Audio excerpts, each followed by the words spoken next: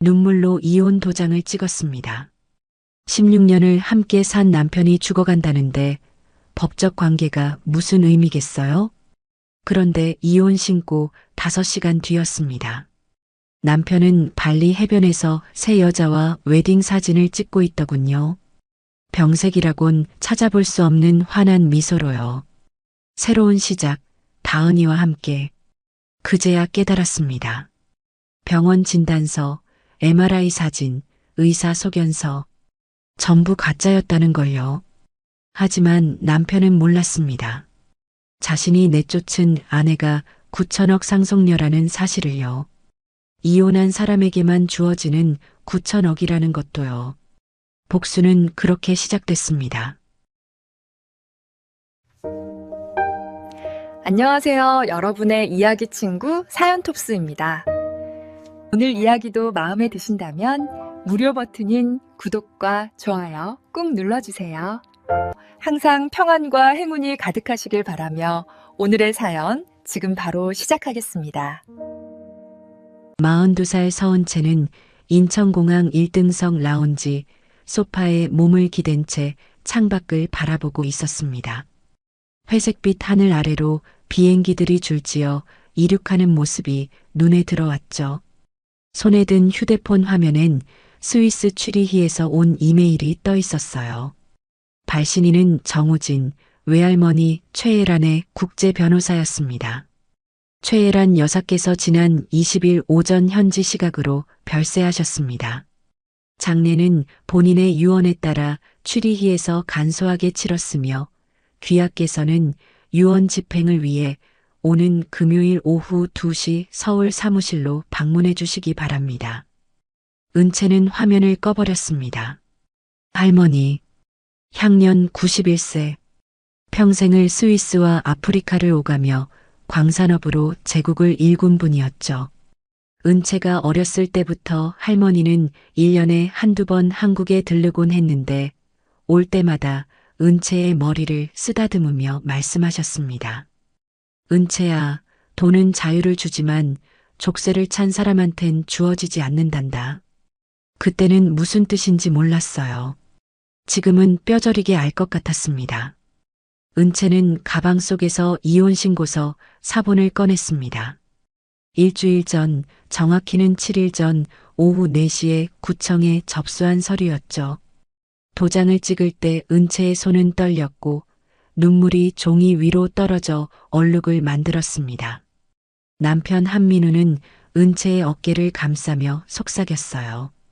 미안해, 은채야. 내가 당신한테 빚더미를 남기고 싶지 않아서 그래. 췌장암 말기라잖아. 치료비만 3억이 넘는데 이혼하면 당신은 최소한 빚에서 자유로워질 수 있어. 3개월 전부터였습니다. 민우는 갑자기 체중이 줄고 안색이 누렇게 변했다며 병원을 찾았고 일주일 뒤 서울대병원 암센터에서 췌장암 말기 진단을 받았다고 했죠. 조직검사 결과지, MRI 촬영 영상, 담당 의사 소견서까지 모두 보여줬습니다. 은채는 그 서류들을 붙잡고 울었어요. 26에 만나 16년을 함께 산 사람이었습니다. 제약회사 연구원인 은채는 당장 모든 인맥을 동원해 해외 치료 옵션을 알아봤죠. 민우는 고개를 저었습니다. 소용없어. 이미 전이됐대. 1년도 못 버틴대. 그리고 민우는 매일같이 이혼을 애원했습니다. 병원비 1억 2천만 원, 해외 임상시험 참가비 3억, 생활비와 간병비까지 합치면 5억이 넘는 돈이 필요하다고 했죠. 당신 명의로 대출받으면 나중에 당신이 다 갚아야 해. 차라리 이혼하고 내가 혼자 빚을 짊어지는 게 나아. 은채는 버텼습니다. 하지만 민우의 눈빛은 날이 갈수록 간절해졌고 결국 은채는 무너졌어요. 사랑하는 사람이 죽어가는데 법적 관계가 무슨 의미가 있겠습니까? 도장을 찍던 그날 민우는 은채를 끌어안고 울었습니다. 고마워, 은채야. 정말 고마워. 당신은 내 인생 최고의 사람이야. 은채는 그 품에서 함께 울었죠. 이혼 신고를 하러 구청으로 향하는 차 안에서도 민우는 은채의 손을 꼭 잡았습니다. 당신 덕분에 마지막까지 떳떳하게 살 수 있을 것 같아. 그런데 접수 5시간 뒤였습니다. 은채가 퇴근 후 집에 돌아와 소파에 앉아 멍하니 천장을 바라보고 있을 때 휴대폰에 인스타그램 알림이 떴어요. 민우를 팔로우하던 지인이 보낸 다이렉트 메시지였죠. 은채 씨, 이거 진짜예요? 링크를 눌렀습니다. 민우의 계정이었어요. 게시물 사진엔 발리의 푸른 바다를 배경으로 민우가 환하게 웃고 있었고 옆엔 새빨간 드레스를 입은 여자가 그의 팔짱을 끼고 있었습니다. 캡션은 이랬죠. 새로운 시작. 다은이와 함께. 은채는 휴대폰을 바닥에 내던졌습니다. 화면이 산산조각 났지만 아무 소리도 나지 않았어요. 귀가 먹먹했죠. 심장이 터질 것 같았습니다. 손이 떨려서 물 한 잔도 제대로 들 수가 없었어요. 민우의 몸은 멀쩡했습니다. 사진 속 민우는 근육질 팔뚝에 건강한 피부색을 자랑하고 있었죠. 췌장암 말기 환자의 모습이라곤 전혀 찾아볼 수 없었습니다. 은채는 그제야 깨달았어요. 자신이 완벽하게 속았다는 걸. 3개월간의 눈물, 간병 준비, 병원비 마련을 위해 아껴뒀던 적금 해지, 모든 게 거짓말이었다는 걸. 민우는 아프지 않았습니다. 이혼이 목적이었던 거죠. 은채는 바닥에 주저앉아 울지도 못했습니다. 분노가 너무 커서 눈물조차 나오지 않았어요. 머릿속이 하얘졌다가 검게 변했다가를 반복했죠. 그때 정우진 변호사의 이메일이 다시 떠올랐습니다. 유언 집행. 은채는 휴대폰 파편을 주워 담고 새 휴대폰을 사러 나갔습니다. 그리고 변호사에게 회신을 보냈죠. 금요일 2시 참석하겠습니다. 이틀 뒤 은채는 여의도 법무법인 정우진 사무실에 도착했습니다. 50층 건물 꼭대기에 자리한 사무실은 한강이 한눈에 내려다 보였죠. 정우진 변호사는 50대 중반으로 보이는 남자였는데 회색 정장에 금태 안경을 쓴 모습이 날카로우면서도 신뢰감을 줬습니다. 그의 옆엔 젊은 보자 변호사 오지훈이 노트북을 펼쳐놓고 앉아 있었어요. 정 변호사는 은채에게 물 한 잔을 건네며 입을 열었습니다. 최애란 여사께서 남기신 유언이 있습니다. 홀로그램 영상으로 제작하셨죠. 지금 보여드리겠습니다. 그가 리모컨을 누르자 사무실 중앙에 푸른 빛이 떠올랐고 할머니의 모습이 허공에 투사됐습니다. 은채는 숨을 멈췄어요. 할머니는 흰색 블라우스에 진주 목걸이를 한 모습이었습니다. 주름진 얼굴엔 여전히 카리스마가 서려 있었죠. 목소리가 울려 퍼졌습니다. 은채야, 내 유언을 듣고 있다면 나는 이미 세상을 떠났겠구나. 나 최애라는 내가 평생 모은 전 재산 9천억 원을 외손녀 서은채에게 물려준다. 단 조건이 있다. 혼인 관계가 완전히 종료된 자에게만 이 재산은 주어진다. 족쇄를 찬 삶에선 자유가 없고 자유 없는 돈은 독이 되기 때문이다. 영상이 꺼졌습니다. 은채는 의자 등받이에 기댄 채 천장을 바라봤어요. 9천억. 상상할 수 없는 숫자였습니다. 하지만 그보다 더 충격적인 건 조건이었죠. 이혼 완료. 은채는 일주일 전 이혼 신고서를 제출했습니다. 할머니는 어떻게 알았을까요? 정 변호사가 서류를 펼치며 설명했습니다. 최 여사께서는 6개월 전 이 유언을 작성하셨습니다. 당시 은채 씨의 결혼 생활을 염려하셨던 것으로 보입니다. 은채는 기억했어요. 할머니가 마지막으로 한국에 오셨을 때 민우를 보는 눈빛이 차가웠던 걸. 저 남자 눈빛이 탐욕스럽구나라고 중얼거리셨던 걸. 은채는 그때 할머니를 설득했습니다. 민우는 착한 사람이에요. 할머니는 더 이상 말씀하지 않으셨죠. 은채는 정 변호사를 똑바로 바라봤습니다. 변호사님, 제가 당한 일을 말씀드려도 될까요? 그리고 은채는 3개월간의 지옥을 쏟아냈습니다. 가짜암 진단, 강요된 이혼, 그리고 5시간 뒤에 재혼 발표까지. 정 변호사의 표정이 굳어졌고 오지훈은 노트북에 빠르게 타이핑을 시작했습니다. 의료 서류를 보여주실 수 있습니까? 은채는 가방에서 파일을 꺼냈습니다. 민우가 보여줬던 서울대병원 진단서, MRI 촬영 결과, 조직검사 소견서 사본이었죠. 오지훈이 서류를 넘겨받아 스캔하기 시작했습니다. 정 변호사는 팔짱을 낀 채 말했습니다. 이건 사기입니다. 명백한 사기죠. 그리고 만약 은채 씨 명의로 된 금융 거래나 계약이 있다면 위조 가능성도 배제할 수 없습니다. 은채는 고개를 끄덕였습니다. 알아봐 주세요. 제가 할 수 있는 건 다 하겠습니다. 정 변호사는 차분하게 대답했죠. 저희가 돕겠습니다. 최 여사의 유언 집행인으로서 그리고 은채 씨의 변호인으로서 말입니다. 은채는 사무실을 나서며 한강을 내려다봤습니다. 강물은 여전히 흐르고 있었어요. 은채의 인생도 이제 다시 흐르기 시작할 참이었습니다. 이번엔 은채가 물길을 정하는 거죠. 이틀 뒤 오지훈은 은채에게 전화를 걸었습니다. 은채 씨 사무실로 오실 수 있으세요? 급하게 보여드릴 게 있습니다. 목소리가 평소보다 낮게 가라앉아 있었어요. 은채는 연구소 실험을 중단하고 곧장 여의도로 향했습니다. 택시 안에서 은채의 손은 차가워졌고 심장은 불규칙하게 뛰었죠. 사무실에 도착하자 정우진 변호사와 오지훈이 대형 모니터 앞에 앉아 있었습니다. 화면엔 의료 서류들이 확대되어 떠 있었어요. 정 변호사가 은채를 의자로 안내하며 입을 열었습니다. 앉으세요. 차분히 들으셔야 합니다. 은채는 숨을 깊이 들이마시고 고개를 끄덕였죠. 오지훈이 마우스를 클릭했습니다. 화면에 서울대병원 암센터 진단서가 떴어요. 겉으로 보면 완벽합니다.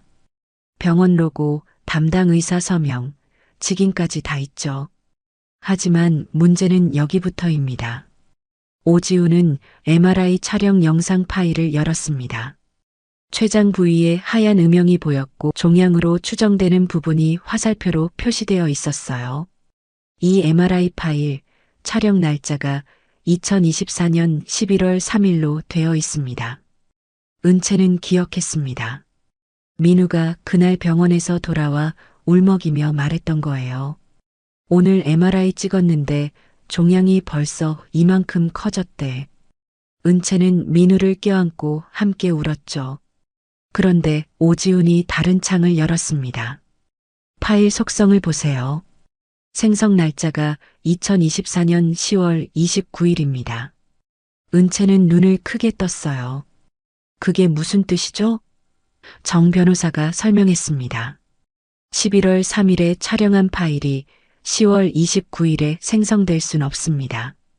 시간을 거슬러 갈 수 없으니까요. 이 파일은 조작됐습니다. 은채의 입술이 바들바들 떨렸습니다. 그럼 이 MRI는 다른 사람 겁니다. 오지훈의 대답은 단호했죠.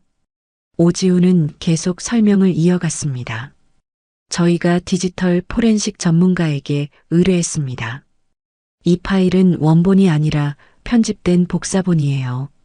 누군가 병원 전산 시스템에서 다른 환자의 촬영 이미지를 빼내서 환자 정보란만 한민우 씨 이름으로 바꿔치기 한 겁니다. 은채는 의자 팔걸이를 움켜쥐었습니다. 손톱이 가죽에 파고들었지만 아프지 않았어요.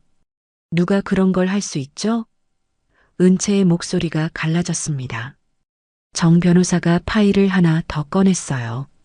저희가 한민우 씨 주변 인물을 조사했습니다. 대학 동기 중에 이준혁이라는 사람이 있더군요. 직업이 회계사입니다. 은채는 이준혁을 알고 있었습니다. 민우의 절친이었고 결혼식 때 주례를 섰던 사람이었죠. 이준혁 씨는 5년 전 한 병원 회계 컨설팅을 맡았었습니다. 그때 병원 전산 시스템 접근 권한을 받았고 퇴사 후에도 백도어를 남겨뒀을 가능성이 큽니다. 오지훈이 노트북을 돌려 은채에게 보여줬습니다.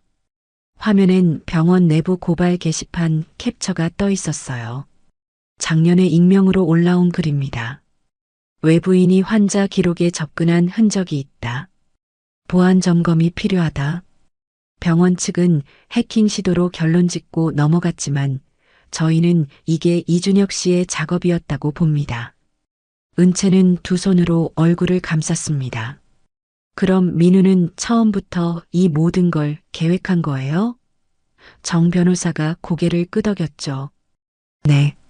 그리고 한 가지 더 확인할 게 있습니다. 정 변호사는 서울대병원에 직접 조회를 의뢰했다고 했습니다. 환자 한민우의 실제 진료 기록 말이죠. 사흘 뒤 병원에서 공문이 도착했습니다. 은채는 떨리는 손으로 봉투를 뜯었어요. 진료 기록 요약서였습니다. 한민우, 남 39세. 최근 1년간 진료 내역 마이너스 2024년 3월 15일 감기 증상으로 내과 방문, 해열제 및 기침 억제제 처방. 끝이었습니다. 암센터 방문 기록은 단 한 건도 없었어요. MRI 촬영 기록도, 조직 검사 기록도, 심지어 암 관련 상담조차 없었습니다.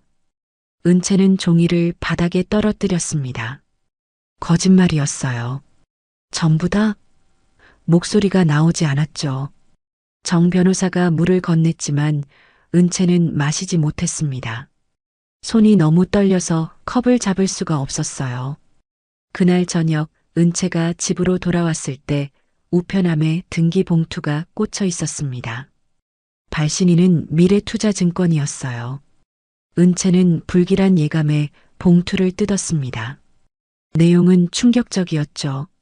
서은채님 명의로 투자된 50억 원이 연체 상태입니다. 투자 대상 기업 퓨처테크 페이퍼 컴퍼니 의혹으로 금융감독원 조사 중이며 명의인께서는 10일 이내 소명 자료를 제출하셔야 합니다. 은채는 주저앉았습니다. 50억?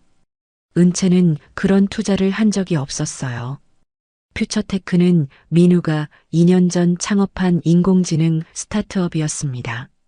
민우는 투자 유치에 성공했다며 좋아했었죠. 하지만 은채 명의로 50억을 투자했다는 건 처음 듣는 이야기였습니다. 은채는 곧장 정우진 변호사에게 전화를 걸었습니다. 밤 10시였지만 정 변호사는 받았어요. 지금 사무실로 오세요. 오지훈도 부르겠습니다. 은채는 택시를 잡아 타고 여의도로 달려갔습니다. 사무실에서 오지훈이 투자 계약서를 분석하기 시작했습니다. 서은채 명의로 작성된 계약서였고 도장과 서명이 찍혀 있었어요. 하지만 은채는 단언했습니다. 저 도장 안 찍었어요. 서명도 제 것이 아니에요. 오지훈은 고개를 끄덕이며 계약서를 스캔했습니다. 인감 감정을 맡기겠습니다.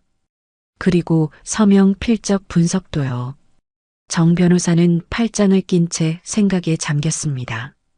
한민우 씨는 은채 씨의 인감 도장을 갖고 있었나요? 은채는 고개를 저었어요. 아니요. 제 도장은 항상 제가 금고에 보관했습니다. 민우는 비밀번호도 몰라요. 그렇다면 위조였습니다. 이틀 뒤 감정 결과가 나왔습니다. 오지훈이 보고서를 펼쳐 보였어요. 인감 도장의 압력값이 실제 날인과 다릅니다. 이건 스캔한 이미지를 디지털로 합성한 겁니다. 서명도 마찬가지예요. 은채 씨의 다른 서류에서 서명을 복사해서 붙여넣기 한 흔적이 보입니다. 은채는 의자에 기댔습니다. 민우가 제 서명을 훔쳐간 거군요. 정 변호사가 말했습니다. 이제 퍼즐이 맞춰지고 있습니다. 한민우 씨는 이준혁과 공모해서 가짜 암 진단서를 만들었어요. 그리고 은채 씨를 이혼으로 몰아넣었죠. 동시에 은채 씨 명의를 도용해 50억을 횡령했습니다. 이 돈은 아마 페이퍼 컴퍼니로 빼돌렸을 겁니다. 오지훈이 노트북 화면을 돌렸습니다. 퓨처테크의 법인 등록 정보를 보세요. 대표는 한민우, 이사진엔 이준혁 이름도 있습니다. 그리고 투자금 50억은 입금 3일 뒤 해외 페이퍼 컴퍼니 3곳으로 분산 이체됐어요. 케이만제도, 버진아일랜드, 싱가포르. 은채는 이를 악물었습니다. 그 돈을 찾을 수 있나요? 정 변호사가 대답했죠. 국제 공조가 필요하지만 가능합니다. 그리고 이건 명백한 형사 사건입니다. 문서 위조, 사기, 횡령 혐의로 고소할 수 있어요. 은채는 고개를 들었습니다. 눈빛이 달라져 있었어요. 더 이상 눈물은 없었습니다. 차갑고 단단한 결심만 남아 있었죠. 고소하세요. 민우와 이준혁 둘 다요. 정 변호사는 미소 지었습니다. 그렇게 하겠습니다. 그리고 은채 씨 한 가지 더 있습니다. 상속 절차를 시작하시는 게 좋겠습니다. 은채는 잠시 망설였어요. 할머니의 9천억. 그 돈이 지금은 복수의 도구처럼 느껴졌습니다. 1차로 800억을 먼저 받으세요. 그리고 그 돈을 공증된 신탁계좌로 옮기는 겁니다. 오지훈이 설명했죠. 한민우 씨가 그 돈에 손을 대려고 시도하면 저희가 즉시 추적할 수 있습니다. 미끼인 셈이죠. 은채는 고개를 끄덕였습니다. 좋아요. 그렇게 하죠. 사무실을 나서며 은채는 야경을 바라봤습니다. 한강 다리 위로 차들이 불빛을 그리며 달리고 있었어요. 은채도 이제 달릴 준비가 됐습니다. 민우를 향해서, 진실을 향해서, 정의를 향해서 말이죠. 뒤돌아보지 않을 겁니다. 일주일 뒤 은채는 정우진 변호사로부터 상속 1차 집행이 완료됐다는 연락을 받았습니다. 800억 원이 은채 명의 계좌로 입금됐고 즉시 공증된 신탁 계좌로 이동했죠. 은채는 통장 잔액을 확인하며 아무 감흥도 느끼지 못했습니다. 숫자는 숫자일 뿐이었어요. 중요한 건 이 돈으로 무엇을 할 수 있느냐였죠. 같은 날 오후 민우는 인천공항 1등석 라운지에서 샴페인을 들고 있었습니다. 옆에 앉은 김다은은 명품 선글라스를 머리에 올린 채 셀카를 찍고 있었어요. 둘은 제주도로 향하는 중이었습니다. 민우가 다은의 어깨에 팔을 두르며 속삭였죠. 자기야, 이제 우리 인생 제대로 시작하는 거야. 다은은 키득거리며 민우의 볼에 입을 맞췄습니다. 오빠 최고. 제주도에 우리 건물 생긴다니까 아직도 안 믿겨. 민우는 스마트폰으로 부동산 계약서를 다시 확인했습니다. 제주도 애월읍 해안가 대지 3,000평에 들어서는 복합상업시설이었어요. 미슐랭 레스토랑 2곳, 프라이빗 아트 갤러리, 풀빌라 10동, 루프탑 밖까지 갖춘 350억짜리 프로젝트였습니다. 중개법인은 도원 디벨롭먼트였고 계약금 50억은 이미 송금한 상태였죠. 민우는 계약서를 꼼꼼히 읽지 않았습니다. 중개인이 프리미엄 매물이라 경쟁이 치열하다며 서두르라고 했고 민우는 서명부터 했어요. 특약 조항 17개 중 17번째 항목은 작은 글씨로 적혀 있었습니다. 본 부동산의 실소유주는 해란 재단이며 재단 이사회의 결정에 따라 본 계약은 즉시 무효 처리될 수 있다. 이 경우 매수인은 계약금의 200%를 위약금으로 지불한다. 민우는 그 조항을 보지 못했습니다. 제주도에 도착한 민우와 다은은 애월 해안 부지를 돌아봤습니다. 푸른 바다가 눈앞에 펼쳐졌고 바람은 상쾌했어요. 다은은 환호성을 질렀죠. 오빠, 여기 진짜 미쳤다. 우리가 여기 주인이라니. 민우는 다은을 껴안으며 웃었습니다. 당연하지. 곧 잔금 치르고 정식 오픈하면 우린 제주도 최고 핫플레이스 주인이 되는 거야. 다은은 곧장 인스타그램 라이브를 켰습니다. 팔로워 30만 명이 접속했어요. 여러분, 오늘 엄청난 소식 가져왔어요. 제가 제주도에 복합상업시설 오픈합니다. 댓글이 폭발적으로 달렸죠. 축하해요. 대박. 부럽다. 다은은 화면을 바다 쪽으로 돌리며 말했습니다. 이 바다뷰, 이제 제 거예요. 곧 여기서 여러분 초대할게요. 조회수는 120만을 넘어섰습니다. 하지만 서울에선 다른 일들이 벌어지고 있었습니다. 오지우는 도원 디벨롭먼트 법인 등기부등본을 떼어봤어요. 대표는 노경수, 이사진엔 노태준이 있었습니다. 오지훈이 노경수에게 전화를 걸었죠. 안녕하세요. 법무법인 정우진 소속 오지훈 변호사입니다. 한민우 씨와 계약하신 애월 부지건에 대해 여쭤보려고요. 노경수의 목소리는 차분했습니다. 네, 말씀하세요. 오지훈이 물었어요. 실소유주가 해란재단이라고 들었습니다. 맞습니까? 네, 맞습니다. 저희는 중개 및 관리만 맡고 있습니다. 그럼 재단 이사회 결정으로 계약이 무효화될 수 있다는 조항도 유효하겠네요? 노경수는 잠시 침묵했다가 대답했습니다. 특약 17조 유효합니다. 계약서에 명시되어 있으니까요. 오지훈은 전화를 끊고 정 변호사에게 보고했습니다.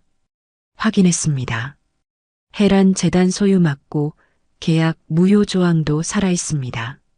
정 변호사는 고개를 끄덕이며 은채를 바라봤어요. 은채 씨, 해란 재단 이사장 승계는 완료됐습니까? 은채가 대답했죠. 네, 지난주에 등기 마쳤습니다. 그럼 이제 은채 씨가 그 계약을 무효화할 권한이 있습니다. 은채는 잠시 생각에 잠겼습니다. 지금 바로 무효 처리하면 안 될까요? 정 변호사는 고개를 저었어요. 아직 아닙니다. 한민우 씨에게 더 많은 밧줄을 줘야 합니다. 스스로 목을 매도록요. 은채는 그 의미를 이해했습니다. 민우가 더 깊이 빠져들도록 기다리는 거였죠. 한편 민우의 회사 퓨처테크는 흔들리기 시작했습니다. 은채 명의로 위조된 50억 투자건이 금융감독원 조사에 걸리면서 다른 투자자들이 불안해하기 시작했어요. 민우는 투자자들에게 단순 행정착오라며 해명했지만 소용없었습니다. 3일 만에 투자자 5명이 투자금 회수를 요청했죠. 퓨처테크 사무실에서 직원들도 동요했습니다. 2년간 월급이 밀린 적 없었던 회사였는데 갑자기 자금 흐름이 막혔어요. 민우는 직원들을 회의실에 모았습니다. 여러분, 일시적인 유동성 문제일 뿐입니다. 곧 2차 펀딩이 성사되면 모든 게 해결돼요. 하지만 2차 펀딩은 무산됐습니다. 투자 심사역들이 퓨처테크의 재무제표를 보고 고개를 저었죠. 페이퍼 컴퍼니로 자금이 빠져나간 흔적이 있습니다. 투자 불가입니다. 일주일 만에 직원 70%가 사표를 냈습니다. 민우는 사무실에 홀로 남아 책상을 쳤어요. 이게 뭐야? 왜 이러는 거야? 하지만 답은 없었습니다. 민우는 이준혁에게 전화를 걸었죠. 준혁아, 50억 어떻게든 돌려놔야겠어. 투자자들이 난리야. 이준혁의 목소리는 떨렸습니다. 형, 그게 지금 금감원이 추적 중이라서 해외 계좌도 동결 수순 들어갔어. 민우는 전화를 끊고 머리를 감쌌습니다. 그때 다은이 전화를 걸어왔어요. 오빠, 잔금은 언제 보내? 중개 쪽에서 다음 주까지 300억 입금하래. 민우는 한숨을 쉬었죠. 알았어, 자기야. 준비 중이야. 하지만 민우에게 300억은 없었습니다. 은채 명의로 빼돌린 50억마저 동결됐고 회사 자금도 바닥났어요. 민우는 은채의 신탁 계좌를 떠올렸습니다. 은채가 상속받은 돈이 그 계좌에 있다는 걸 민우는 알고 있었어요. 이혼했지만 예전에 공동 명의로 만들었던 해외 계좌 접근 코드가 아직 유효할지도 모른다고 생각했죠. 민우는 노트북을 켜고 은행 사이트에 접속했습니다. 그 순간 오지훈의 모니터에 알림이 떴습니다. 신탁 계좌 접근 시도 감지. IP 주소 추적 완료. 오지훈은 즉시 정 변호사에게 보고했어요. 한민우 믿기를 물었습니다. 정 변호사는 미소를 지었죠. 기록 다 남기세요. 접속 시간, IP, 시도 횟수 전부요. 은채는 그 보고를 듣고 조용히 고개를 끄덕였습니다. 민우는 스스로 무덤을 파고 있었어요. 은채는 창밖을 바라봤습니다. 서울 하늘은 잔잔했지만 곧 폭풍이 몰아칠 거라는 걸 은채는 알고 있었죠. 이틀 뒤 정우진 변호사는 스위스 취리히에서 온 이메일을 확인했습니다. 발신인은 안젤라 밀러, 최애란 여사의 개인 비서였어요. 이메일 제목은 간단했죠. 고백하고 싶습니다. 정 변호사는 즉시 화상 통화를 연결했습니다. 화면에 나타난 안젤라는 50대 초반으로 보이는 여자였습니다. 금발 머리를 단정하게 뒤로 넘긴 모습이었지만 눈가엔 다크서클이 짙게 내려앉아 있었어요. 안젤라는 독일어, 억양이 섞인 한국말로 입을 열었습니다. 변호사님, 저는 최 여사님을 배신했습니다. 그 죄책감을 더 이상 견딜 수가 없어요. 정 변호사가 차분히 물었습니다. 무슨 일이 있었는지 말씀해 주시겠습니까? 안젤라는 손으로 얼굴을 감쌌다가 천천히 내려놓았어요. 한민우라는 남자가 저에게 접근했습니다. 6개월 전이었어요. 최 여사님이 유언장을 작성하신 직후였죠. 안젤라의 증언이 이어졌습니다. 민우는 스위스 취리히의 한 고급 레스토랑에서 안젤라를 만났어요. 민우는 안젤라에게 와인을 권하며 말했죠. 안젤라 씨, 제가 최 여사님 외손녀 사위인 건 아시잖아요. 유언 내용이 궁금해서 그런데 혹시 조건 같은 게 있나요? 안젤라는 처음엔 거절했습니다. 하지만 민우는 테이블 위에 봉투를 올려놓았어요. 5만 스위스 프랑입니다. 그냥 조건이 있는지 없는지만 알려주시면 돼요. 안젤라는 흔들렸습니다. 5만 스위스 프랑은 한국 돈으로 7천만 원이 넘는 금액이었거든요. 안젤라는 노후 자금이 부족했고 딸의 대학 등록금도 걱정이었죠. 결국 안젤라는 봉투를 집어들었습니다. 그리고 속삭였어요. 이혼 조건이 있습니다. 혼인 관계가 종료된 자에게만 상속된다고요. 민우의 눈빛이 반짝였습니다. 이혼이요? 네. 최 여사님은 은채 씨가 족쇄에서 벗어나야 자유를 얻는다고 하셨어요. 민우는 고개를 끄덕이며 미소 지었죠. 알겠습니다. 감사합니다, 안젤라 씨. 안젤라는 그날 밤 호텔방에서 봉투 속 돈을 세며 울었습니다. 배신의 대가였어요. 화상 통화 화면 속 안젤라는 눈물을 흘렸습니다. 그 뒤로 한민우는 저에게 이메일을 보내왔어요. 유언 영상 파일을 달라고요. 저는 거절했지만 그는 계속 압박했습니다. 결국 저는 영상 파일 일부를 보냈어요. 이혼 조건 부분만요. 정 변호사는 기록을 남기며 물었습니다. 증거가 있습니까? 안젤라는 고개를 끄덕이며 화면에 서류를 보여줬어요. 스위스 은행 송금 내역이었습니다. 한민우 명의에서 안젤라 밀러 계좌로 5만 스위스 프랑이 입금된 기록이 선명했죠.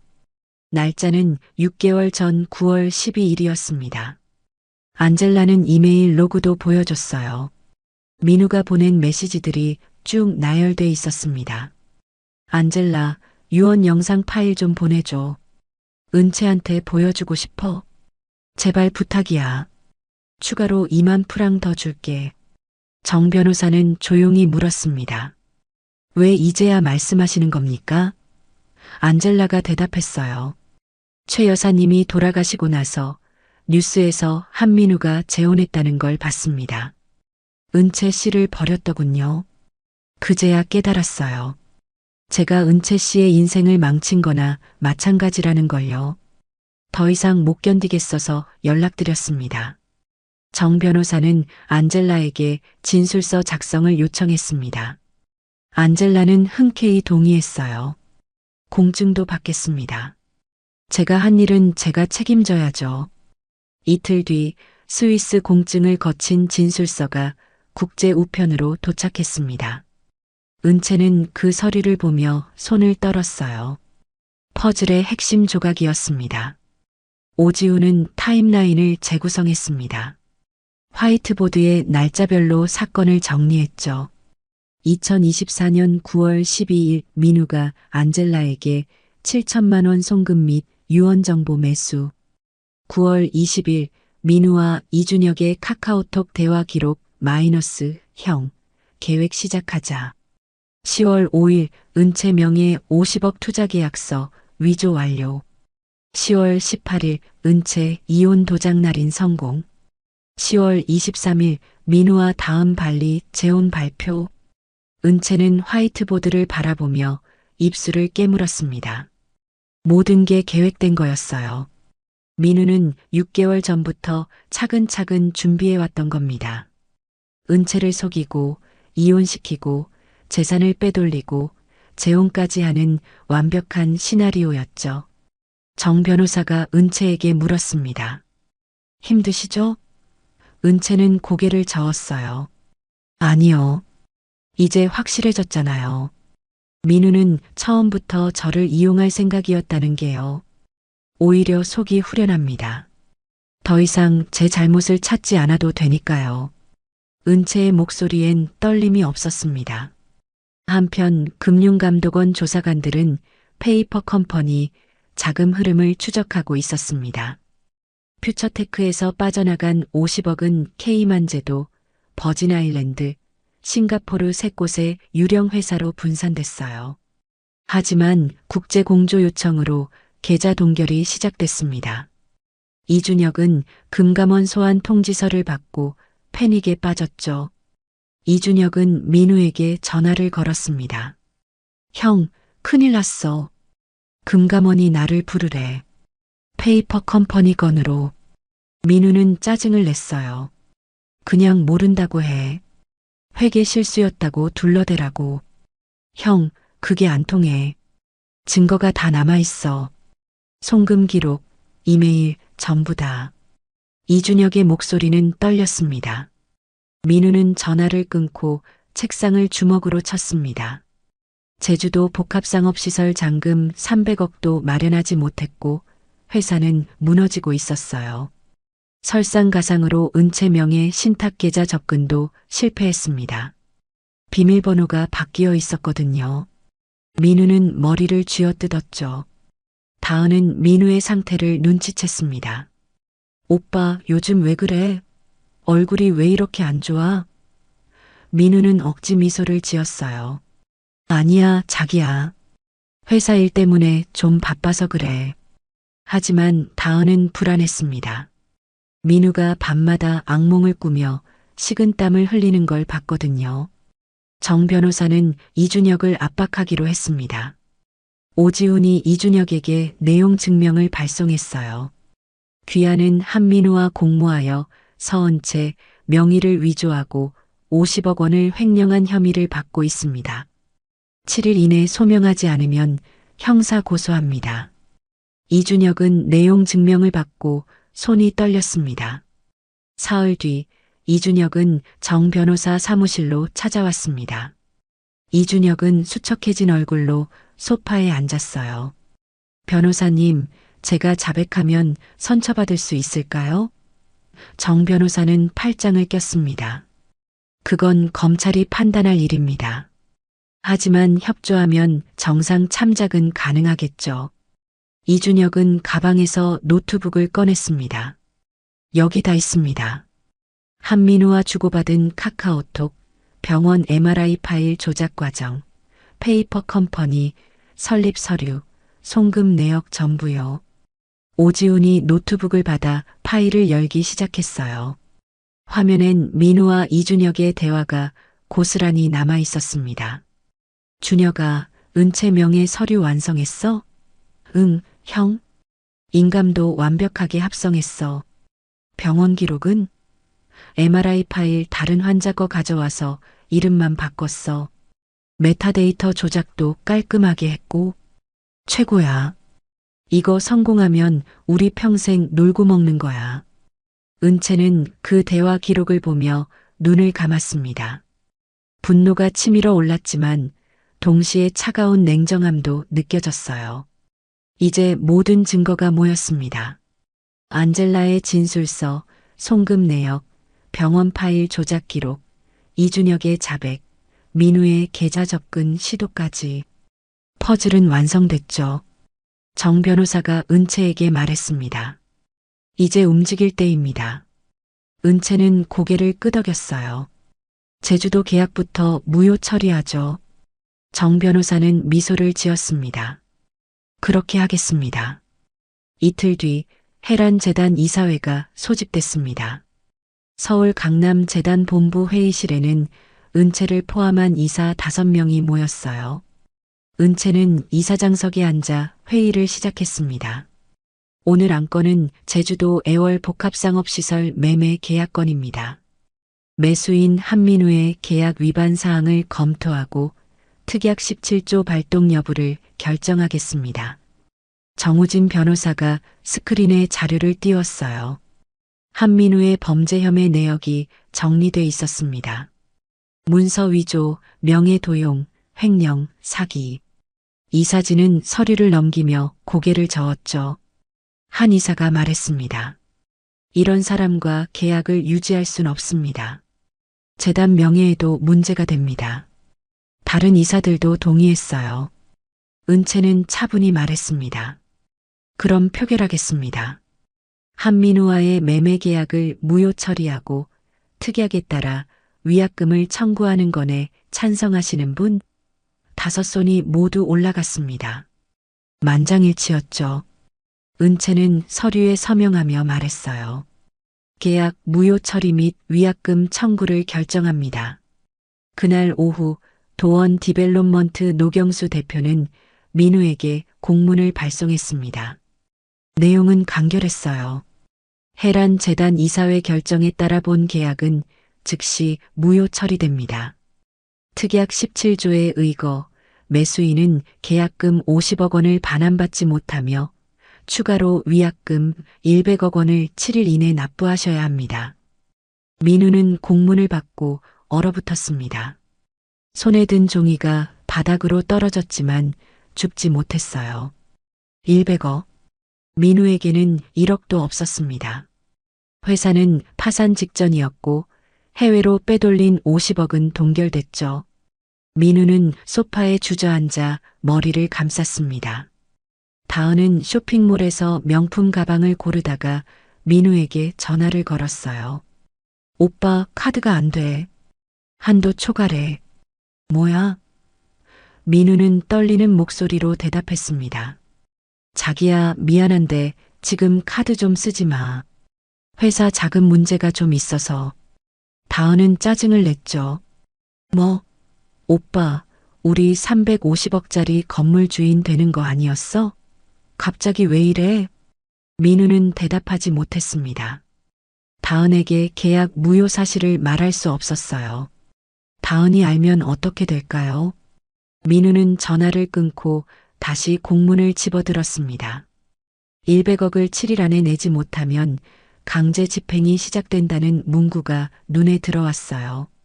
같은 시각 오지훈은 민우의 암호화폐 거래 내역을 추적하고 있었습니다.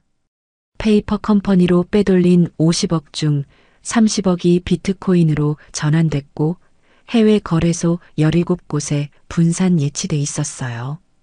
오지훈은 국제금융범죄수사팀과 협조해 각 거래소에 계좌 동결을 요청했습니다.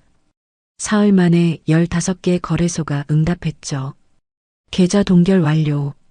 민우는 그 사실을 모르고 있었습니다. 민우는 암호화폐 지갑에 접속해서 돈을 인출하려 했어요. 하지만 화면에 붉은 글씨가 떴죠. 귀하의 계정은 법적 조치로 동결되었습니다. 문의는 고객센터로 연락 바랍니다. 민우는 노트북 화면을 노려봤습니다. 다른 거래소도 마찬가지였어요.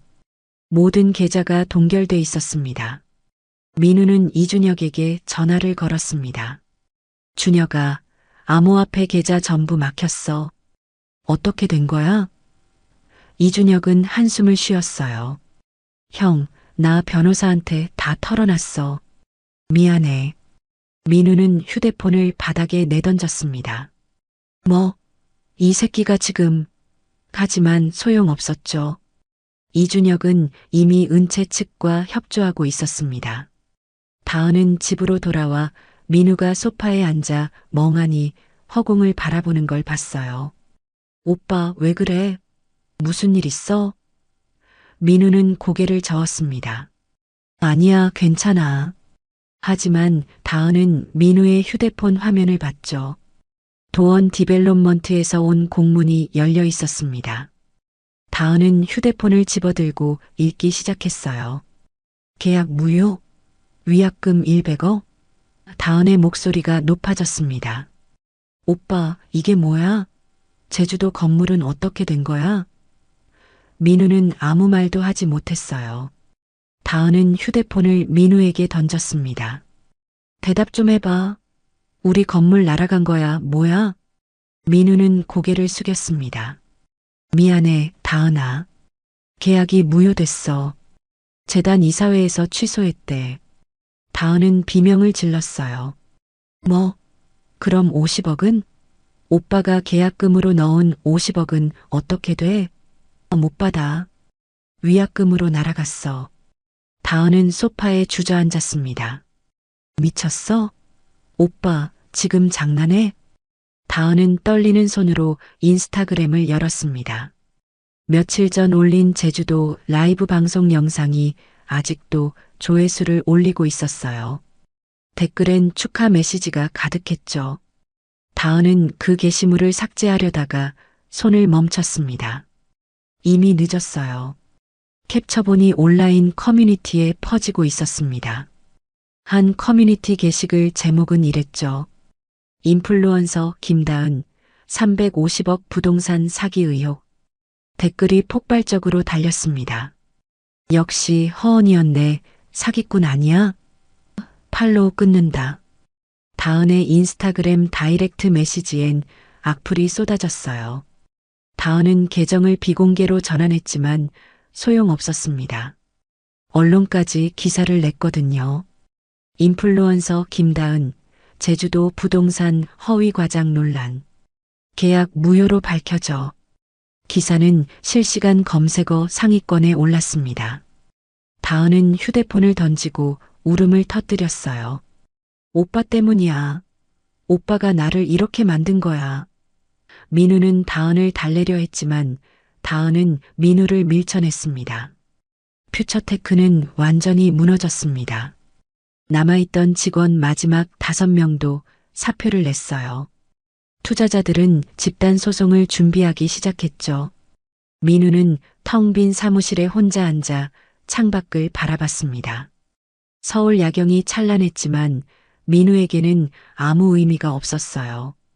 은채는 정 변호사 사무실에서 그 모든 상황을 보고받았습니다. 한민우는 이제 갈 곳이 없습니다. 회사는 파산, 암호화폐는 동결, 제주도 계약은 무효, 위약금은 100억. 게다가 형사 고소까지 대기 중이죠. 정 변호사의 설명을 들으며 은채는 고개를 끄덕였어요. 오지훈이 추가 보고를 했습니다. 김다은 쪽에서 움직임이 있습니다. 다은이 변호사를 선임했어요. 한민우와 이혼 소송 준비 중인 것 같습니다. 은채는 예상했다는 듯 미소 지었죠. 공범들끼리 갈라서는 건가요? 정 변호사가 대답했습니다. 배가 침몰하면 쥐들이 제일 먼저 도망가는 법이죠. 은채는 창밖을 바라봤습니다. 한강 위로 유람선이 지나가고 있었어요. 은채의 인생도 이제 새로운 항로로 나아가고 있었습니다. 민우라는 암초를 피해서 말이죠. 은채는 정 변호사에게 물었습니다. 이제 법정으로 가는 건가요?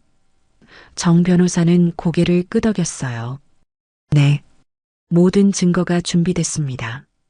이제 심판을 받을 시간입니다. 일주일 뒤 김다은은 민우와 함께 살던 펜트하우스에서 짐을 싸고 있었습니다. 민우는 변호사 상담을 받으러 나간 사이였어요. 다은은 옷장을 정리하다가 민우의 서재로 들어갔습니다. 책장 사이로 검은색 가죽 노트 하나가 보였죠. 다은은 호기심에 노트를 꺼냈습니다. 표지에는 금색 글씨로 적혀 있었어요. 프로젝트 프리덤. 다은은 첫 페이지를 펼쳤습니다. 민우의 필체로 빼곡하게 적힌 내용이 눈에 들어왔죠. 다은은 숨을 멈추고 읽기 시작했습니다. 2024년 9월 12일 안젤라 밀러로부터 유언 정보 확보 완료. 최애란 여사의 조건 마이너스 이혼 시에만 상속. 송금 완료 5만 스위스 프랑. 이제 은채를 이혼으로 몰아가는 계획 시작. 다음 페이지를 넘겼습니다. 9월 20일 이준혁과 병원 서류 위조 계획 확정. 췌장암 진단서 및 MRI 파일 조작 작업 시작. 은채는 의심 없이 믿을 것. 병원비 핑계로 압박 가능. 다은의 손이 떨렸습니다. 다음 페이지엔 더 충격적인 내용이 적혀 있었어요. 10월 5일 은채 명예 투자 계약서 위조 완료. 인감 이미지 합성 성공. 50억 페이퍼 컴퍼니 이동 준비. 은채는 절대 모를 것. 다은은 계속 읽었습니다. 10월 18일 드디어 성공. 은채가 이혼 도장 찍었다. 눈물 흘리며 도장 찍는 모습, 완벽한 연기였다. 이제 상속금만 기다리면 된다. 다은과의 재혼 준비 시작. 다은은 노트를 바닥에 떨어뜨렸습니다. 몸이 얼어붙는 것 같았어요. 자신도 도구였다는 게 명확했습니다.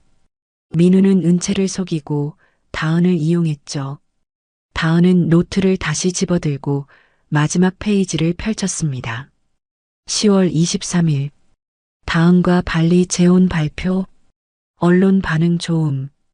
이제 제주도 부동산 계약 진행. 350억짜리 건물 주인 된다. 은채의 상속금까지 손에 넣으면 평생 놀고 먹는다. 완벽한 계획. 다은은 노트를 움켜쥐고 화장실로 달려갔습니다. 구역질이 올라왔어요. 거울 속 자신의 얼굴이 창백했습니다. 다은은 찬물로 얼굴을 씻으며 생각했죠. 나도 피해자야. 민우한테 이용당한 거야. 다은은 노트를 들고 거실로 나왔습니다.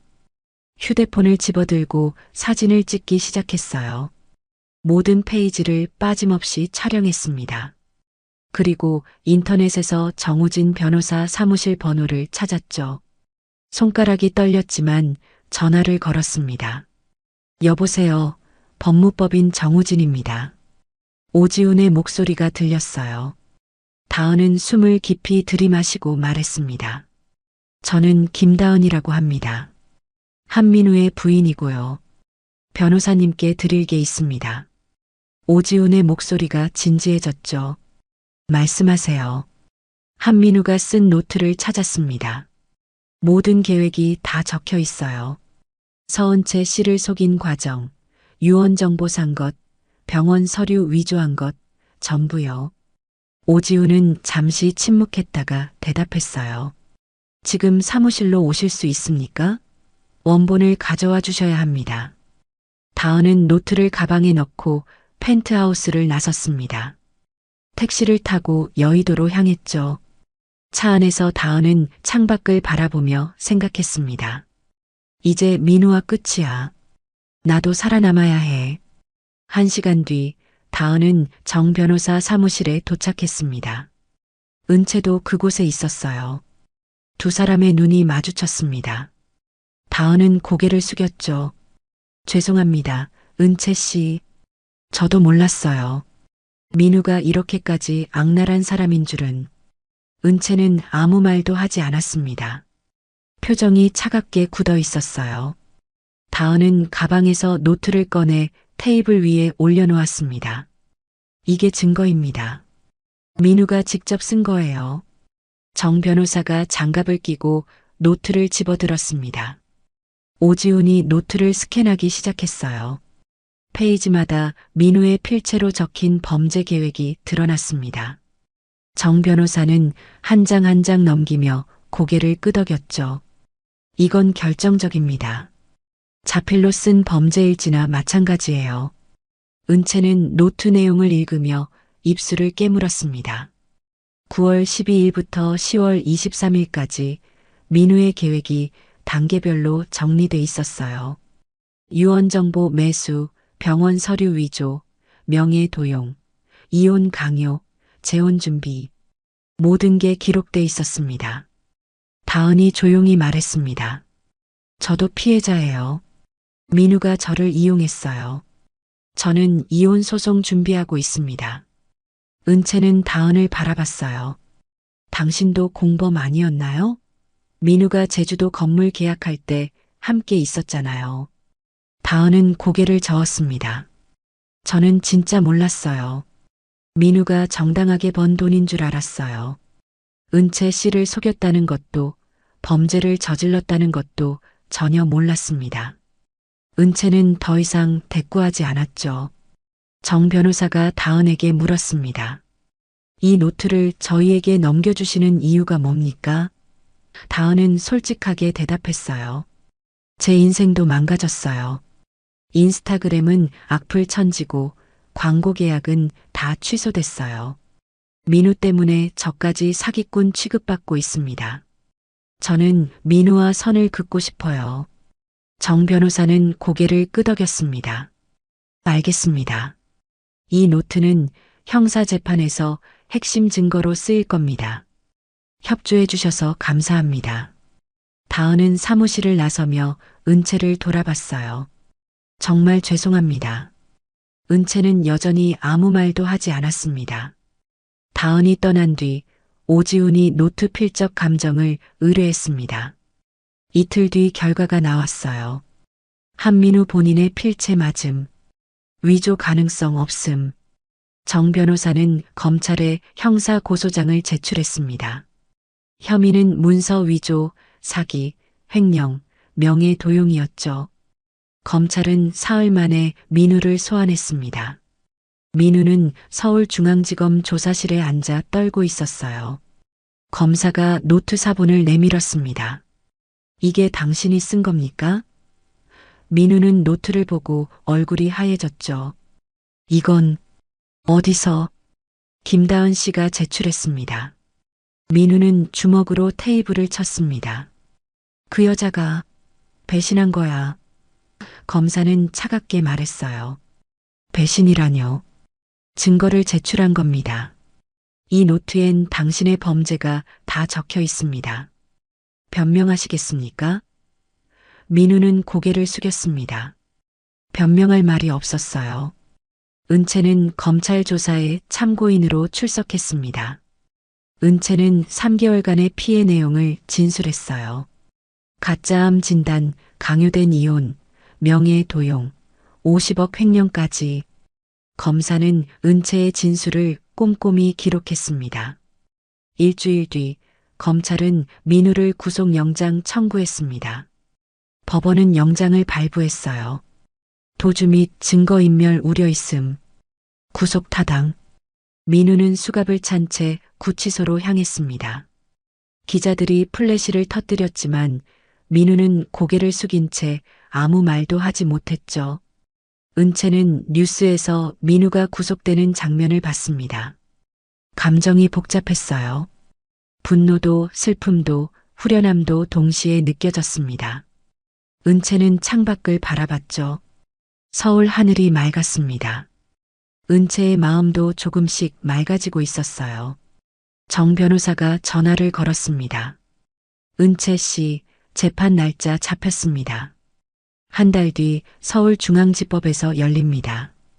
준비하시죠. 은채는 차분히 대답했어요. 네, 준비하겠습니다.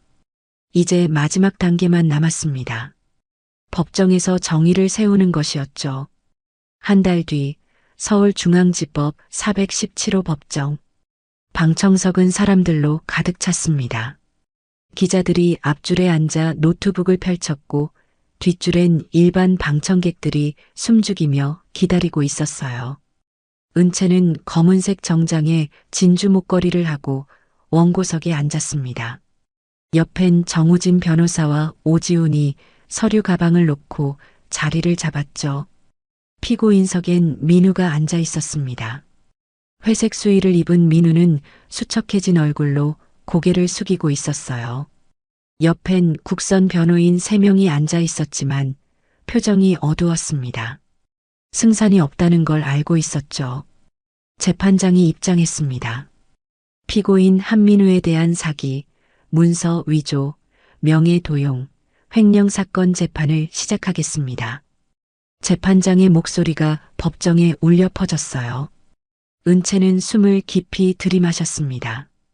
드디어 시작됐습니다. 정 변호사가 일어나 첫 번째 증거를 제시했습니다. 재판장님, 먼저 최애란 여사의 홀로그램 유언 영상을 상영하겠습니다. 법정 중앙에 스크린이 내려왔고 푸른 빛이 퍼지며 할머니의 모습이 나타났어요. 방청석에서 탄성이 터져 나왔습니다. 할머니의 목소리가 법정을 채웠죠. 나 최애라는 전 재산 9천억 원을 외손녀 서은채에게 물려준다. 단 혼인 관계가 완전히 종료된 자에게만. 영상이 끝나자 정 변호사가 말했습니다.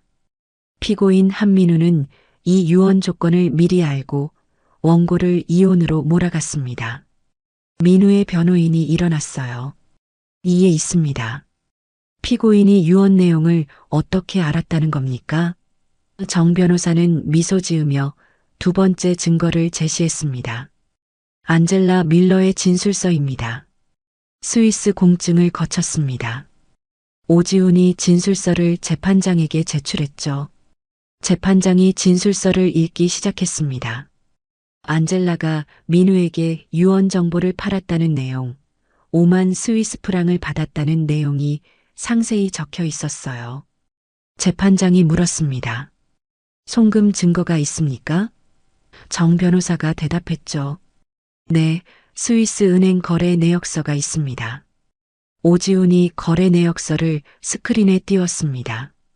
2024년 9월 12일 한민우 명의에서 안젤라 밀러 계좌로 5만 스위스 프랑 송금 기록이 선명했어요. 방청석에서 웅성거림이 일었습니다. 민우는 고개를 더 숙였죠. 정 변호사는 세 번째 증거를 꺼냈습니다. 서울대병원 암센터 진단서입니다. 피고인이 원고에게 보여준 서류죠. 진단서가 스크린에 떴습니다. 하지만 이 서류는 위조입니다. 오지훈이 디지털 포렌식 보고서를 제시했어요. MRI 파일의 생성 날짜는 10월 29일이지만 촬영 날짜는 11월 3일로 기재돼 있습니다. 시간을 거슬러 만든 파일이죠. 실제로는 다른 환자의 MRI를 복사해서 이름만 바꾼 겁니다. 재판장이 눈썹을 찌푸렸어요. 병원 진료 기록은 확인했습니까?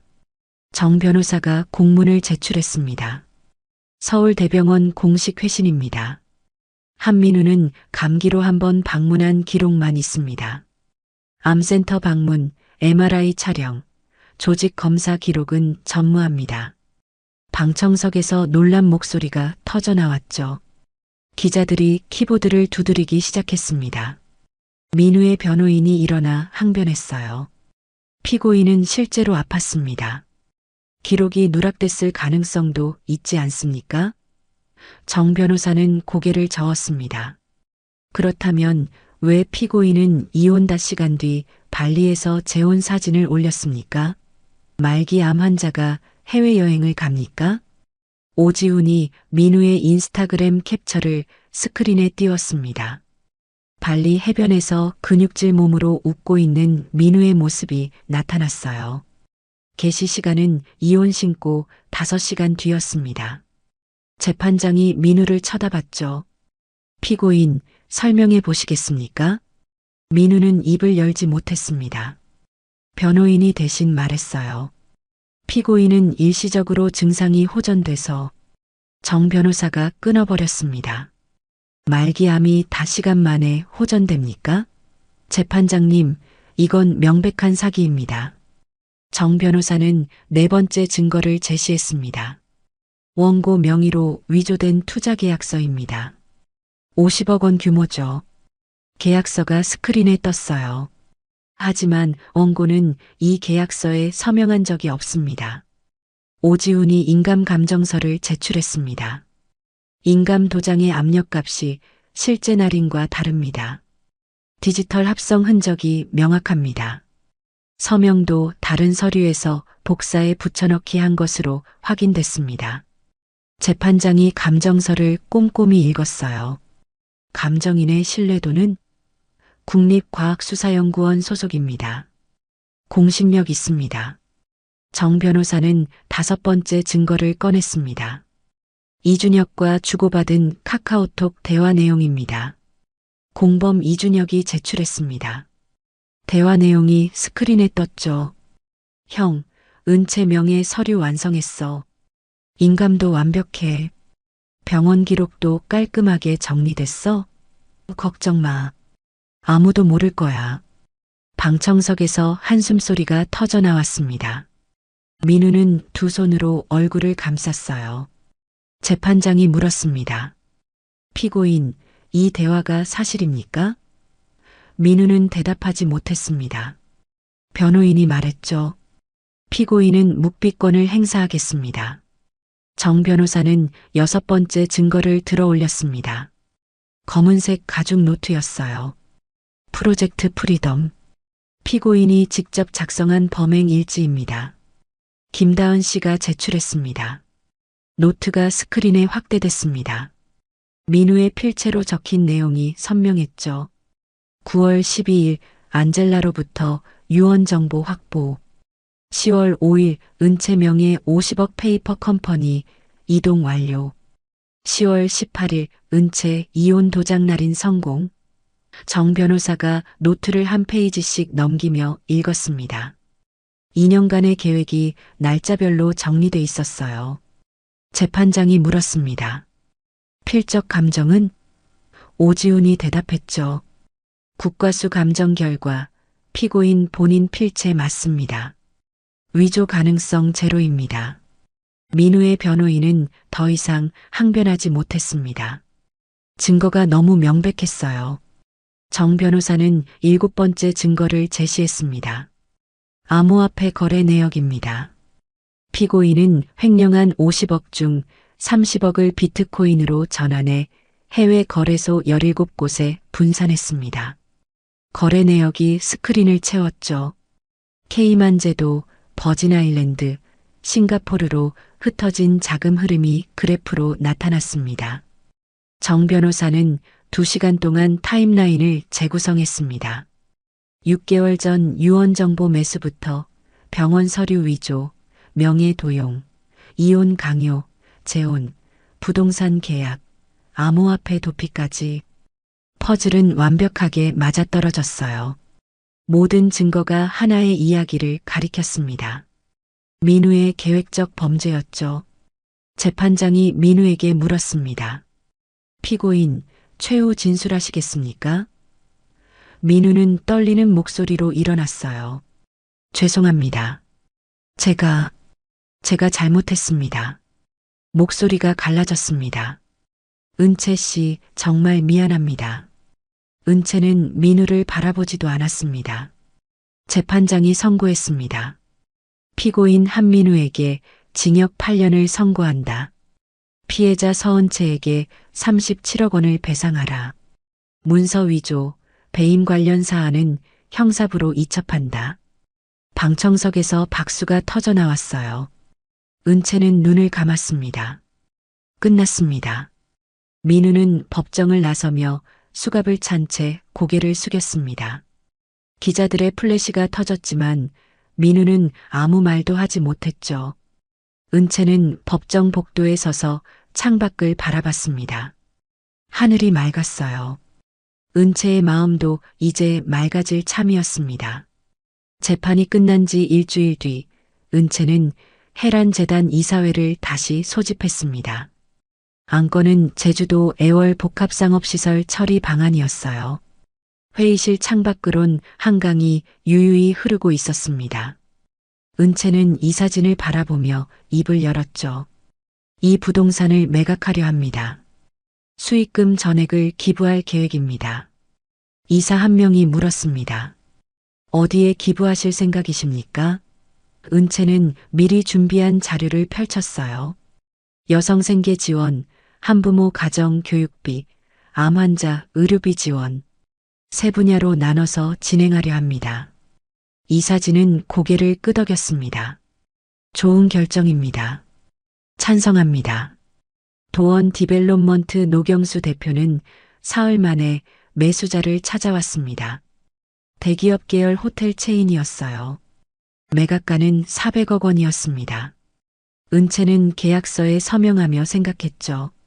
민우가 탐냈던 이 땅이 이제 누군가에게 희망이 될 거라고. 매각 대금 400억 원이 재단 계좌로 입금됐습니다. 은채는 그 돈을 3개의 공익재단으로 나눠 송금했어요. 여성생계지원재단에 150억, 한부모 가정교육재단에 150억, 암환자 의료비 재단에 100억. 은채는 송금 확인서를 보며 한숨을 내쉬었습니다. 할머니라면 이렇게 하셨을 거예요. 은채는 거기서 멈추지 않았습니다. 상속받은 9천억 중 700억을 추가로 기부했죠. 여성 창업 지원, 가정폭력 피해자 쉼터, 법률 구조 기금까지. 은채는 기자회견을 열었습니다. 기자들이 카메라를 들이댔지만 은채는 당당했어요. 할머니 최애란 여사는 저에게 돈이 아니라 자유를 물려주셨습니다. 족쇄를 찬 삶에서 벗어나라고 하셨죠. 저는 그 자유를 혼자 누리고 싶지 않습니다. 같은 고통을 겪는 분들과 나누고 싶어요. 은채의 목소리는 떨리지 않았습니다. 기자들이 박수를 보냈죠. 기자 한 명이 물었습니다. 전 남편에 대한 감정은 어떠십니까? 은채는 잠시 생각했어요. 분노는 사라졌습니다. 이제 남은 건 연민뿐이에요. 민우는 돈을 쫓다가 인생을 잃었으니까요. 저는 그 반대길을 가려 합니다. 은채의 대답은 담담했습니다. 회견이 끝난 뒤 은채는 정우진 변호사와 오지훈을 만났습니다. 정 변호사가 말했어요. 은채 씨 정말 대단하십니다. 1,100억을 기부하다니. 은채는 미소 지었죠. 숫자는 숫자일 뿐이에요. 제가 진짜 얻은 건 자유와 자존이었습니다. 돈은 그걸 지키는 도구일 뿐이고요. 오지훈이 물었습니다. 앞으로 계획은 어떻게 되십니까? 은채는 창밖을 바라봤어요. 여성을 위한 법률 방어 매뉴얼을 만들려고 합니다. 저처럼 속는 사람이 없도록요. 그리고 재단 이사장으로서 할 일도 많고요. 은채의 눈빛엔 희망이 담겨 있었습니다. 한 달 뒤 은채는 한강이 보이는 작은 아파트로 이사했습니다. 펜트하우스가 아니라 30평짜리 투룸이었어요. 창문을 열자 강바람이 들어왔습니다. 은채는 커피를 마시며 노트북을 열었죠. 화면엔 법률 매뉴얼 초고가 떠 있었습니다. 여성을 위한 이혼 사기 방어 가이드. 첫째, 배우자의 급작스러운 이혼 요구는 의심하라. 둘째, 의료 서류는 반드시 병원에 직접 확인하라. 셋째, 본인 명의 금융거래는 정기적으로 점검하라.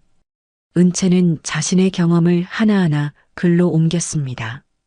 누군가에겐 이 글이 생명줄이 될 수도 있었죠. 저녁이 되자 은채는 베란다로 나갔습니다. 서울 야경이 반짝였어요. 은채는 하늘을 올려다봤습니다. 별이 몇 개 보였죠? 할머니의 목소리가 들리는 것 같았어요. 은채야, 돈은 자유를 주지만 족쇄를 찬 자에겐 주어지지 않는단다. 은채는 중얼거렸습니다. 할머니, 이제 알겠어요. 자유는 돈이 아니라 선택에서 온다는 걸요. 제가 선택했어요. 복수가 아니라 정의를, 증오가 아니라 용서를, 혼자가 아니라 함께를요. 바람이 은채의 머리카락을 스쳤습니다. 은채는 휴대폰으로 은행 앱을 열었습니다. 잔액은 8천억이 넘었어요. 천문학적 숫자였지만 은채는 아무 감흥도 느끼지 못했습니다. 중요한 건 그 돈으로 무엇을 하느냐였죠. 은채는 앱을 끄고 휴대폰을 주머니에 넣었습니다. 다음 날 은채는 재단 사무실로 출근했습니다. 책상 위엔 감사 편지가 쌓여 있었어요. 창업 자금을 받은 여성 쉼터에서 새 삶을 시작한 가정폭력 피해자, 법률 지원으로 이혼 소송에서 이긴 싱글맘. 은채는 편지를 한 장 한 장 읽으며 눈시울이 뜨거워졌습니다. 한 편지가 특히 눈에 들어왔어요. 은채님 덕분에 제 딸이 대학에 갈 수 있게 됐습니다. 남편이 빚을 남기고 떠났을 때 세상이 무너지는 줄 알았어요. 하지만 재단의 도움으로 다시 일어섰습니다. 감사합니다. 은채는 편지를 가슴에 안았습니다. 이게 진짜 자유였어요. 오후엔 법률구조재단 회의가 있었습니다. 은채는 변호사들과 함께 무료 법률 상담 프로그램을 기획했죠. 이혼 사기 피해자, 명예 도용 피해자, 가정폭력 피해자를 우선으로 합니다. 일주일에 100명씩 상담하는 걸 목표로 하죠. 변호사들이 박수를 보냈습니다. 회의가 끝나고 은채는 혼자 사무실에 남았습니다. 창밖으론 해가 지고 있었어요. 은채는 서랍에서 할머니 사진을 꺼냈습니다. 스위스 알프스를 배경으로 찍은 사진이었죠. 할머니는 환하게 웃고 계셨습니다. 할머니, 제가 잘하고 있는 거죠? 은채는 사진에 대고 속삭였어요. 복수는 끝났어요. 민우는 감옥에 있고 저는 자유를 얻었어요.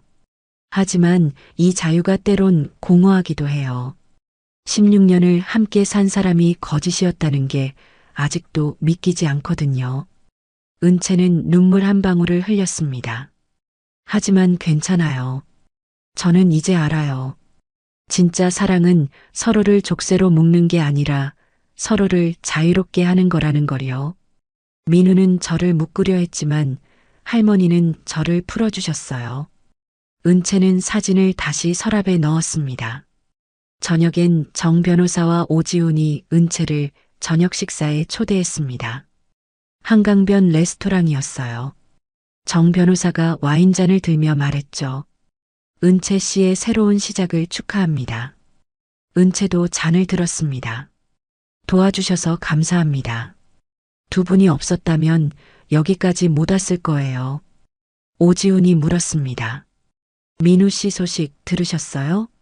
교도소에서 모범수로 지낸다던데요. 은채는 고개를 끄덕였어요. 들었습니다. 출소하면 잘 살았으면 좋겠어요. 진심으로요. 증오는 저를 자유롭게 하지 못하니까요. 정 변호사는 은채를 존경하는 눈빛으로 바라봤습니다. 식사가 끝나고 은채는 한강 산책로를 걸었습니다. 강물은 여전히 흐르고 있었어요. 은채는 난간에 기대어 물을 바라봤습니다. 6개월 전 이맘때 은채는 이혼 도장을 찍으며 울었죠. 지금은 눈물이 나지 않았습니다. 대신 평온이 찾아왔어요. 은채는 휴대폰으로 메모를 열었습니다. 할머니가 마지막으로 보낸 편지 내용이 저장돼 있었어요. 은채야, 인생에서 가장 중요한 건 자유란다. 돈도 명예도 사랑도 자유 없이는 의미가 없어. 족쇄를 찬 삶은 감옥이야. 내가 자유로워지길 바란다. 할머니가. 은채는 메모를 읽으며 미소 지었습니다. 이제 자유로워요, 할머니. 진짜로요. 은채는 하늘을 올려다봤어요. 별이 더 많이 보였습니다. 그중 가장 밝은 별 하나가 은채를 내려다보는 것 같았죠. 은채는 집으로 돌아가는 길에 편의점에 들렀습니다. 우유 한 팩과 빵 한 봉지를 샀어요. 계산대 직원이 말했습니다. 4,500원입니다. 은채는 카드를 건넸죠. 8천억이 있어도 4,500원짜리 우유를 사는 일상이 은채에겐 소중했습니다. 집에 도착해 은채는 소파에 앉아 우유를 마셨습니다. 달콤했어요. 은채는 노트북을 열어 법률 매뉴얼 작업을 계속했습니다. 자정이 넘어서야 파일을 저장하고 컴퓨터를 껐죠. 은채는 침대에 누워 천장을 바라봤습니다. 복수는 끝났어. 이제 내 인생을 살 거야. 은채는 중얼거리며 눈을 감았습니다. 꿈속에서 할머니가 나타나 은채의 머리를 쓰다듬었어요. 잘했어, 은채야. 이제 내 길을 가렴. 은채는 할머니 품에서 편안히 잠들었습니다. 아침이 밝았습니다. 은채는 창문을 열고 깊게 숨을 들이마셨어요. 새로운 하루였습니다. 통장엔 여전히 천문학적 숫자가 있었지만 은채가 진짜 가진 건 자유와 자존이었죠. 그리고 그건 누구도 빼앗을 수 없는 거였습니다. 오늘도 끝까지 함께 해주셔서 진심으로 감사합니다. 오늘의 이야기가 마음에 남셨다면 댓글로 마음을 나눠주세요. 다음 이야기에서도 따뜻한 마음으로 다시 찾아뵙겠습니다. 감사합니다.